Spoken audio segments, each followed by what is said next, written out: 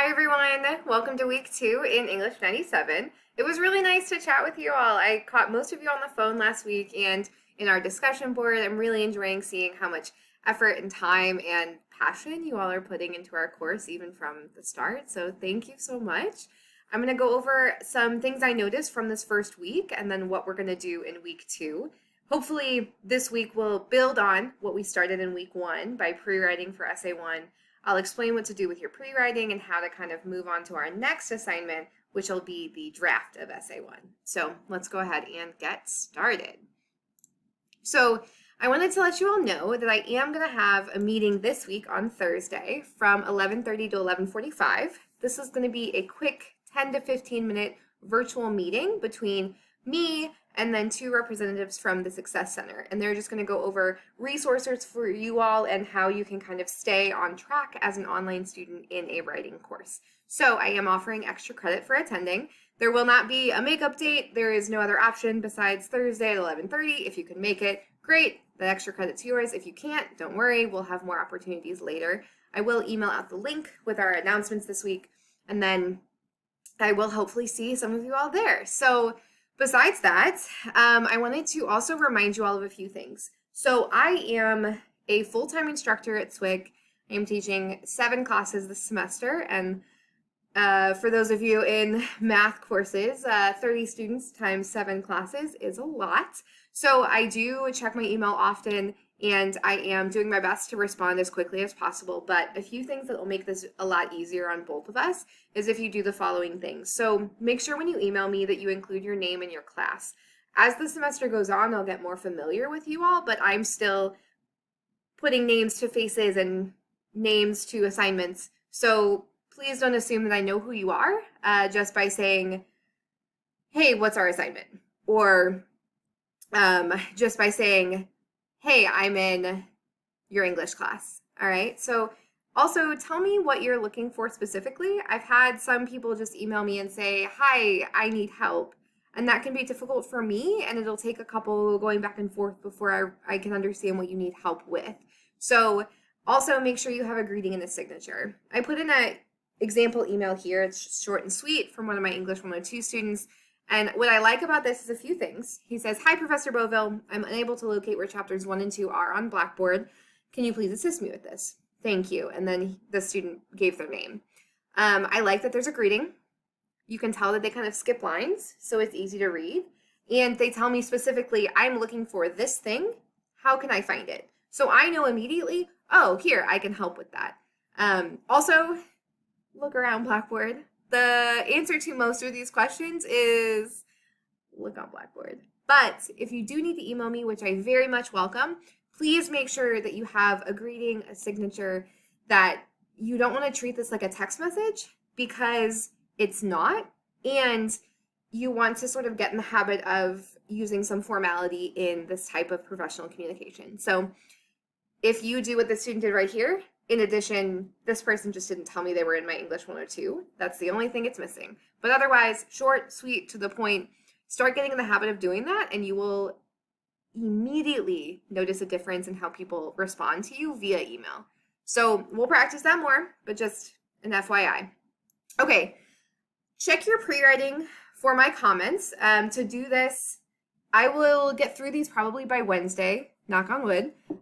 So to check my comments, what you're going to do is go back to Blackboard, click on the assignment itself, and what you'll see is your submission and then my comments alongside it. I'll also post a video on how to do this next to this one if you're not really sure. But before you start in week 2 on drafting your essay, please check my comments because those are going to be the feedback I give you for how to move forward. So the assignments this week, we just got 2. Another discussion board due Thursday. This one is on the Indian education reading we had last week. So if it's been a minute since you looked at it, maybe skim that over again. And then your essay 1 draft, which is going to be about 3 pages, is due this coming Sunday.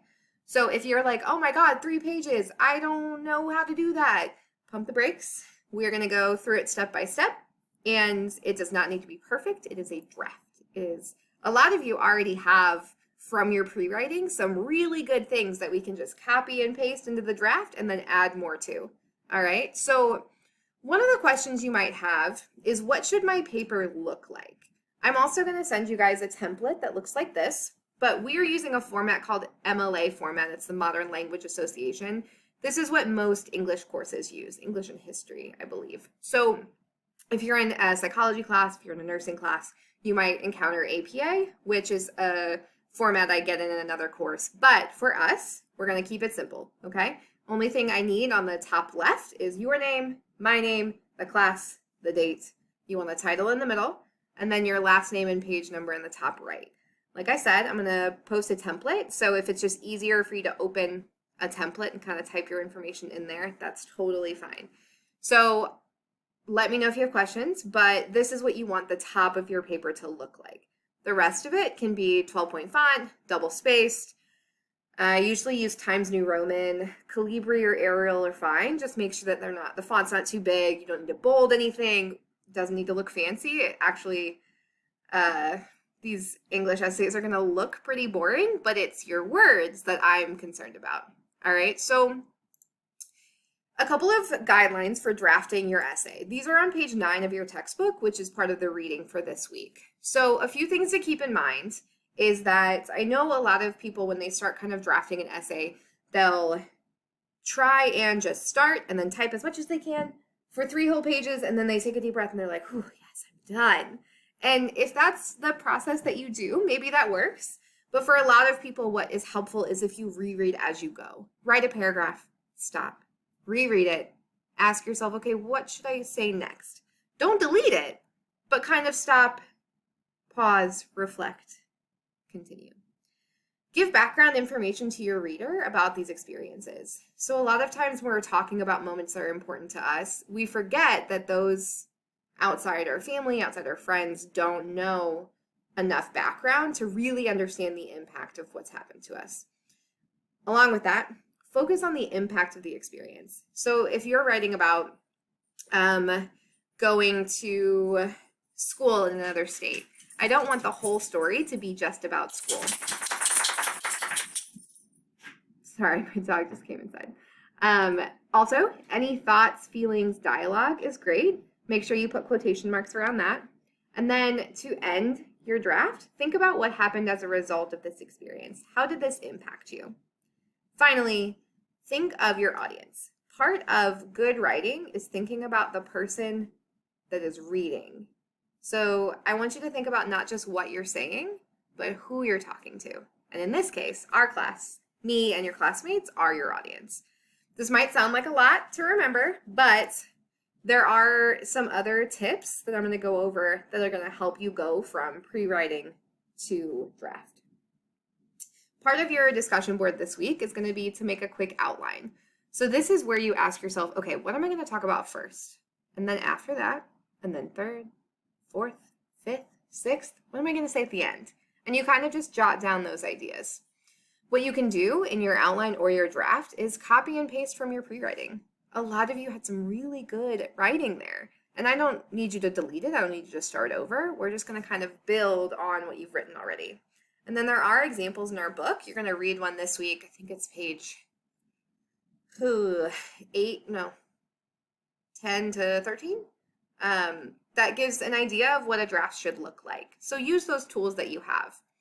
Let me give you guys an example of an outline. So say I'm writing about my experience of living in Japan and how it's shaped me into a better person. So maybe I want to start with my main point, and this is something you can kind of consider from your pre-writing. And I said that living in Japan has shaped me into a better person because I can understand what it's like to feel scared, confused, and alone. I had to learn to be independent, brave, and not afraid to make mistakes. And this is so true. And then what I did was I kind of gave little titles for the rest of what I wanted to write. So I would start with moving there first, then trying to live without knowing the language, maybe when I started teaching after that, finally starting to get comfortable learning new foods and new people, and then traveling to other countries. This is sort of how I see the progression of my experience. Then I'm ending with that impact. And I said, I never thought I would live abroad, but doing so has made me a more understanding and curious person. Now I did try to teach in a new way, which is really true. I feel like my life in Japan has really influenced who I am as a teacher. So if you're like, I don't really know what an outline is supposed to be, this is what we're doing in our discussion board, and I think it'll help you as you think about your draft. All right, so other things to think about while you type. What you'll notice in the examples in our textbook is that they use what's called paragraphs, which means that you sort of write a few lines. I would say a good paragraph's usually anywhere between 6 to 8 lines, but it kind of depends. But make sure that after you kind of talk about one idea, when you change to a new idea, a new point, or you're trying to kind of give an example, often what you want to do is break that up so that your reader has an easier time following your ideas. So the golden rule, new idea, new paragraph. To make a new paragraph, hit enter and then the tab button. It's usually at the top left of your screen. So what that's going to do is going to move your writing down and then over. So this is a really good way to kind of visually see how many ideas you have and how they're broken up. All right. When you start a new paragraph, make sure that first sentence really tells me what the paragraph before it was about and what you're going to talk about next. So we'll keep working with this as we go, but I just wanted to point out paragraphing is something that I'd like you guys to kind of pay attention to. So let me actually pull up the draft from our textbook and see if I can show you what I mean. Okay, so I actually do not have I wasn't able to scan my textbook page to show you all, but I did find an example of an essay that doesn't have paragraphs. So as you can see here, this is titled Felix Driver, Henry Morton Stanley and His Critics. So what you can see is this is one long paragraph. It's one page, but it probably has a lot of ideas. It's just not broken into pieces. So what you want to do if you're the type of person that hasn't used paragraphs before, is you want to kind of read through what you've written and then ask yourself, okay, where does my new idea start? So let's give it a try here. So this person is talking about Henry Morton Stanley, who was a colonist, and so not necessarily a topic like we're doing, but paragraphs still are important. So they said the history of exploration has until recently been dominated by two sorts of historical writing. Biographies, which of necessity focus on the life and personality of individual explorers, and somewhat Whiggish general histories, which have tended to celebrate the triumph of modern geological science over the mysteries of the earth. Whew! Neither of these approaches is particularly well equipped to meet the requirements of a more contextual perspective, concerned with the wider contemporary significance of the ideas and practices of exploration. Whew, that's a lot. But I may not really know what this person's talking about, but I can see here where it says in recent years. This is what's called a signal phrase. It's a transition to a more new idea. So they're starting with the history of exploration, and then I can see, in recent years, now they're moving to something different. What I would do if I was this writer is I would hit enter after exploration, hit my tab button, and what that's going to do is going to separate those two ideas. So that's what I'm talking about when you think about paragraphs, all right? We're going to do this more when we revise Essay 1 next week, but I just want you all to kind of be thinking about how can I break up my ideas? And I think also look back at Indian education and how Sherman Alexie separates his ideas as well. So once you've kind of got your draft down, next week we're going to work on revising, which is not as intimidating as it sounds. I promise it won't be full of red ink like this here, but really it's just a process of kind of taking what you've written and re-examining it. So I know this is the first time we're all going through the writing process together, so if you have questions as we go, please reach out. Remember, if you do email me, let me know who you are and what you need help with specifically, and I will see you guys online and hopefully Thursday during our Success Center workshop.